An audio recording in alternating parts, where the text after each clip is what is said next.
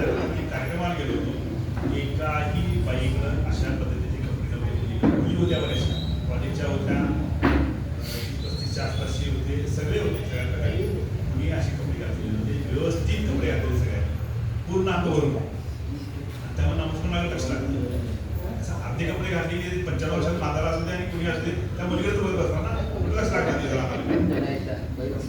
त्यामुळे खरोखर मी त्यांना म्हणजे सांगितलं ना लोकांना, त्या खरोखर मला बरं वाटलं. फार सुंदर तिने गॅदरिंग केली होती, चांगलं केलं. तर असं किमान आपल्याकडे असावं अशी माझी इच्छा असते.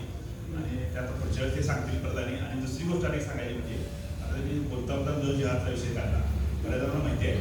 आणि एकदा सांगतो, आपण का धर्मासाठी केलं पाहिजे, आपण आलं पाहिजे. इथं माझ्याकडे म्हणणं असंही या म्हणत नाही मी, तर आपल्या पर्यंत जेवढं शक्य आहे आपल्या धर्मासाठी करणं आवश्यक आहे. त्याचं कारण एकच छोटंसं सांगतो. मी नेसरीला गेलो होतो. मी तिथे गेलो म्हणल्यानंतर तिथे गुरुजी आले माझ्याजवळ भेटायला. त्यांचा वाढदिवस होता.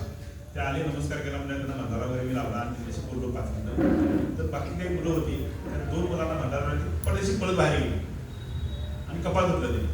नंतर मला आली कोण बोलत, तो म्हणा ही मुस्लिम मुलं आहे, त्यांना चालत नाही. किती वय होते त्या पोरांचं? 5 आणि 7 वर्ष. त्या पोरांना कळते आपल्याला भंडारा लावायचं नाही, कपाळाला लावायचं नाही. आणि आम्हाला देवाला नमस्कार करायला धोतर नेसायला लाज वाटते.